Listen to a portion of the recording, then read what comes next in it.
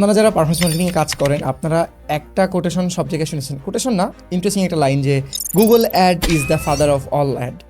এবং আমি আজকে কয়েকটা পয়েন্টের মাধ্যমে এটা প্রমাণ করবো যে কেন এটা সত্যি। প্রথম পয়েন্ট, অ্যাড নেটওয়ার্কের মধ্যে গুগল অ্যাডই মোটামুটি সবচেয়ে পুরাতন। মেটা অ্যাডস অনেক আস্তে আস্তে স্টেবল হচ্ছে, আস্তে আস্তে অনেক ফিচার আনতেছে, but Google ad is the father of all ad. কারণ গুগল সার্চ ইন্টেন্ট নিয়ে কাজ করে। মানে কি, দুইটা ধরনের কাস্টমার আছে, একটা হচ্ছে ওয়ার্ম অডিয়েন্স, একটা হচ্ছে কোল্ড অডিয়েন্স।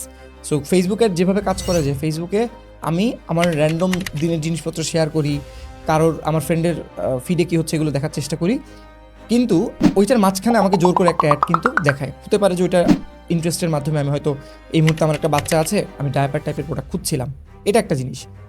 কিন্তু গুগল কাজ করে হচ্ছে ইন্টেন্ট বেস সার্চে। যেসব দেশগুলো বা যেসব কমিউনিটিতে মানুষজন অলরেডি গুগল সার্চে অভ্যস্ত ছিল, গুগল তাদেরকে দেখায়। ধরেন আমি কথার কথা, আমি একটা পডকাস্ট স্টুডিও খুঁজছি, so podcast studio near me দিলে যারা যারা ওই কিওয়ার্ডের জন্য ওই স্পেসিফিক এরিয়াতে সার্চ চালিয়ে রেখেছে তাদের অ্যাডগুলো আমার সামনে আসবে। সো অলরেডি যারা খুঁজছে এমন মানুষকে গুগল খুঁজে বের করার চেষ্টা করে। সো এটা কিন্তু অনেক বড় একটা বিষয়, যেই জিনিস এখনও পর্যন্ত মেটা কিন্তু পুরোপুরি ক্যাপচার করতে পারে নাই।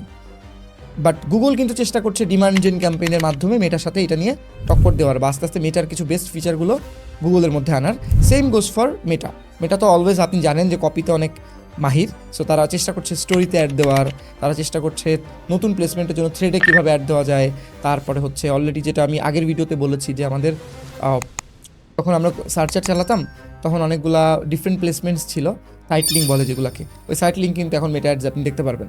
সো ওভারঅল বলতে গেলে দুইটাই চেষ্টা করছে একটার সাথে মার্জ করার। বাট মেইন আমার যেই টপ 1% অডিয়েন্স, যাদের বাইং হ্যাবিট অনেক ফ্রিকোয়েন্ট, তারা সবচেয়ে বেস্ট জিনিসগুলো বাই করতে পারে এবং সবচেয়ে বেশি টাকার জিনিস বাই করতে পারে, ইন দ্যাট কেস এখনও কিন্তু যারা একদম অনেক দিন ধরে মার্কেটিং করছে এবং যারা বাংলাদেশের বাইরের মার্কেটে বেশি কাজ করে, তাদের জন্য গুগল অ্যাডই কিন্তু গো টু মার্কেট। তারা এখনও পর্যন্ত মেটা অ্যাডকে বিশ্বাস করে না। কারণ মেটা অ্যাডের পারফরমেন্স যেটা হয়, কালকে খুব ভালো কাজ করেছে, তারপরে 2 দিন ভালো কাজ করেছে, তারপর হঠাৎ করে নেমে যায়। কিন্তু গুগল অ্যাড কিন্তু যদি আপনি একবার মোটামুটি ম্যাচিওর করতে পারেন, 15 দিন 20 দিন দিয়ে প্রপার ওকে অ্যাসেট দিয়ে, প্রপার হেডলাইন দিয়ে আপনি যদি একটা প্রপার প্রিম্যাক্স চালায়, প্রিম্যাক্স ক্যাম্পেইন যেটা চালিয়ে বসে থাকতে পারেন, ওখান থেকে আপনি সেম সিপিআরে কিন্তু আপনি স্টেবল একটা রেজাল্ট পাবেন।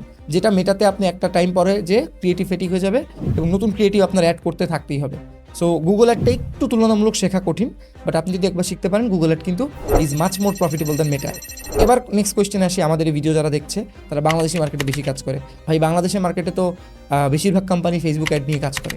এখানে কিন্তু আপনার অপরচুনিটি বেশি, কারণ আপনি যখন মেটা অ্যাড সবাই নিয়ে কাজ করছে, তখন যদি আপনি প্রপারলি বাংলাদেশি মার্কেটে গুগল অ্যাডসের সার্ভিস দিতে পারেন, ওই ক্ষেত্রে আপনার গ্রহণযোগ্যতা বেশি থাকবে। আমাদের এইখানে এই সেম স্টুডিওতে আমাদের নেক্সট লিডার্সের প্লেলিস্টের জন্য কয়েকটা ভিডিও আমরা করেছিলাম, যেখানে আমরা অল্টারনেটিভ চ্যানেল নিয়ে কথা বলেছিলাম।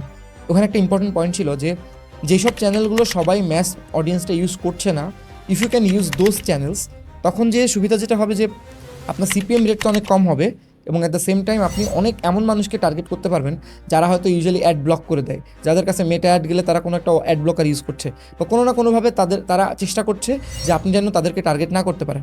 যেমন একটা ছোট্ট এক্সাম্পল দিলে বলা যেতে পারে যে আইওএস ডিভাইস যারা ইউজ করে, যারা এখনও বেশিরভাগ বাংলাদেশের বিজনেসগুলো সার্ভার সাইড ট্যাগিং করে নেই, যেই কারণে যারা অ্যাপেল প্রোডাক্ট ইউজ করে তাদেরকে কিন্তু টার্গেট ওভাবে করা যায় না। টার্গেট করলেও ওরা ওইটা টিপিক্যাল একদম প্রচণ্ড অ্যাকুরেট হয় না। ইন দ্যাট কেস আপনি যদি এদের ক্ষেত্রে গুগল অ্যাড চালান, হোয়াটসঅ্যাপ এপিআই ইউজ করেন, তখন কিন্তু এদেরকে আপনি টার্গেট করতে পারবেন, তাই না? সো এই জন্যই বলছি যে Google ad is the father of all ad, এবং গুগল অ্যাড আরও অনেক দিন চলবে, কারণ গুগল আস্তে আস্তে চেঞ্জ করছে অনেকগুলো জিনিস। এখন অ্যান্সার ইঞ্জিন অপটিমাইজেশন, আস্তে আস্তে জিমিনাইতে আপনি অ্যাড দেখবেন। তারপরে যে আরও যেসব নতুন নতুন টুলগুলো আসছে, যেমন নোটবুক যেটা আসছে, নোটবুক এলএম, তারপর গুগল এআই স্টুডিও, তারপর গুগল আরও অনেকগুলো প্রোডাক্টে দেখাবে তাদের অ্যাডগুলো। এই জন্য রিয়েল এস্টেটটা আস্তে আস্তে ভাগ হয়ে যাবে এবং এটা যত দিন যাবে আরও বেশি ডিফারেন্ট ওয়েতে প্রফিটেবল হতে থাকবে। সো এইগুলোই হচ্ছে কয়েকটা রিজন যে কারণে আমার কাছে মনে হয় Google ad is the father of all add.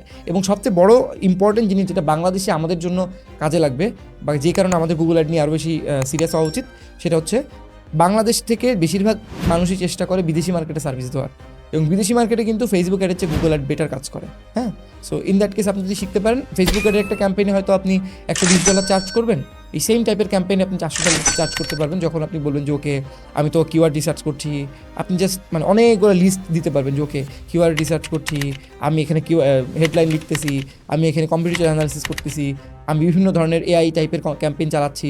সেই পুরো কাজটা করে আপনি বিলিংটাও ইনক্রিজ করতে পারবেন। So it was my 2 sense about Google ad. I hope আপনি আপনার মতামতটা কমেন্টে জানাবেন যদি আপনি কোনো জায়গায় ডিফার করেন, কারণ আমার এক্সপিরিয়েন্সে আমি কিন্তু মেটা অ্যাডস নিয়ে বেশি কাজ করেছি। স্টিল আমি যখন গুগল অ্যাডের ক্যাম্পেইন চালাই, আমার কাছে ওইটাতে বিশ্বাসের দিক দিয়ে বেশি ইম্পর্টেন্ট মনে হয়। আমার এত এক্সপিরিয়েন্স দিয়েও আমি যখন চেষ্টা করি কোনো একটা মানে মেটা অ্যাড চালাতে, এবং চালানোর সময় নর্মালি আমাদের $1.02 থাকে সিপিআর, হতেই পারে যে প্রথম 5 দিন $7 $8 থেকে যাচ্ছে। কারণ তখন তো যেই কোম্পানির মালিকের অ্যাড চালাচ্ছি, সিও তো একদম পাগল হয়ে যায় যে ভাই এত অ্যাড, এত কষ্ট আসতেছে। আস্তে আস্তে অবশ্যই স্টেবল হয় যখন নতুন ক্রিয়েটিভ দিই, বাট গুগল অ্যাডে কিন্তু ওই টেনশন থাকে না। প্রথম থেকেই মোটামুটি দেখা যায় যে একটু আস্তে আস্তে আস্তে আস্তে আমি জানতে পারি যে ওকে অপটিমাইজেশন স্কোর এত। সো এই কয়েকটা রিজন যে কারণে আমার এটা মনে হয়। Thank you.